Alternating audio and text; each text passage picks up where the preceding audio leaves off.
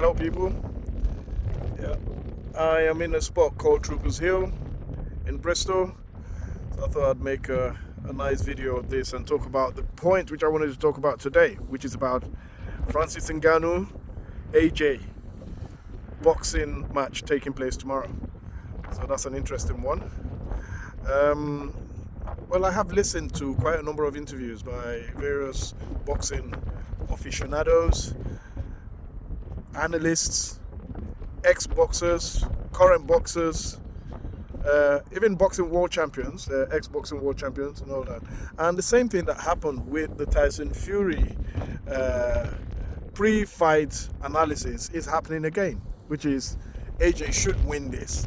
Now, yes, logically, he should. But what you don't seem to understand, and this is addressing all of those people who are,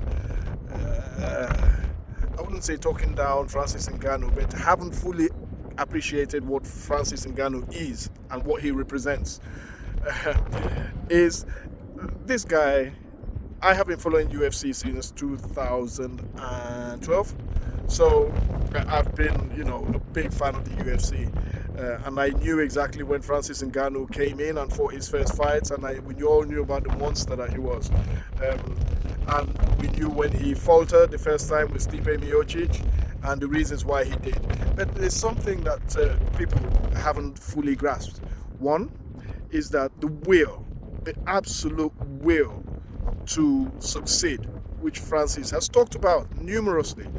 Not only has he spoken about that, but he's displayed that in every facet of his life, from the journey all the way from Bati in Cameroon, all the way through the desert, through the sea, all the way to Spain and then France, and then all the way to the United States, to where he was, to the challenges he had with Dana White, with regards to his contract, being sidelined for such a long time until he finally got his rematch against Stipe Miocic, and then being sidelined still, and getting Cyril Gane to try and take the belt off him, and then coming out of that, getting a boxing match with Tyson Fury, and in my view, almost dominating that and winning that, with a knockdown on the third.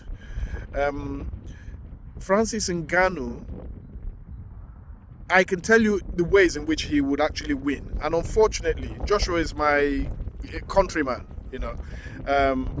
but from what I see, Francis Ngannou is going to stop Joshua. That's what I think. However, I see many ways in which Francis Ngannou can win that match. People keep talking about Francis Ngannou's left hook. Look, his left hook is something that's just there by default. That's one of his weaker shots. That's what he used to initially stuff Stipe Miocic. People don't even understand that Francis has got, in a southpaw position, Francis has got a crazy left cross. That's exactly how he first initiated the stoppage of Stipe Miocic. He punched right and then crossed with the left, straight.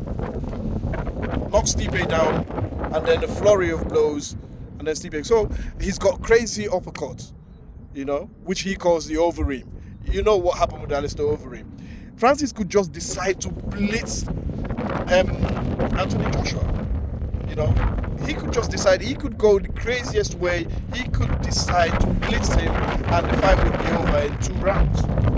Unfortunately, AJ is very strong, AJ is very technical, but Francis Ngannou is something else. You need to understand and appreciate that. The strength which the man has got is out of this world. So, I think Francis Ngannou will stop AJ, and my take is that he'll stop AJ before either the 6th or 8th rounds. So I go for 6th round or 8th round. Otherwise, Francis Ngannou will outpoint AJ. The same way I bet on Francis Ngannou outpointing Tyson Fury, and I would have made a whole lot of cash had it not been for the referees. I put my money on that. I still think that Francis Ngannou, that's one of the options I'll be going for.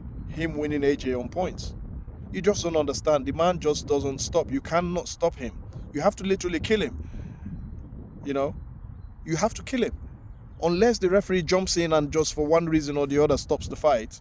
I see Francis Ngannou winning this. And this is, like I said, it's not putting AJ down, but I have, uh, and I know he probably wouldn't like it, me raising the record. I have seen him falter, in the shape of Andy Ruiz. Although that fight made me £3,000, I put £10 on the fact that Andy Ruiz would, I can't remember if it's the fourth or fifth or sixth, Andy Ruiz would win the fight then. And even if, of course, I wanted AJ to win, but I was like, look, if AJ is going to lose, I must make some money. And I put £10 on that, and I won £3,000. The odds were 300 to 1. I won £3,000.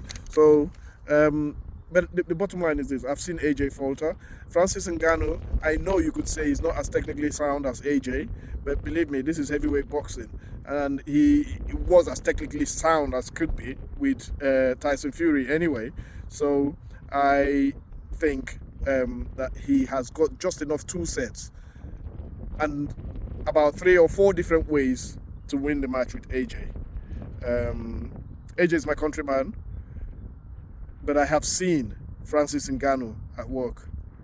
And the man is something else with that will to succeed. And the fact that an enigma like this only happens once, probably in a century, or once every 50 years, where you have something that's not supposed to happen. And he's riding that wave at the moment. So all of these stars, I think, have aligned, and the reasons why I think Francis Ngannou will prevail in this contest. So, yeah, that's my view, my take. This is Echo Beats.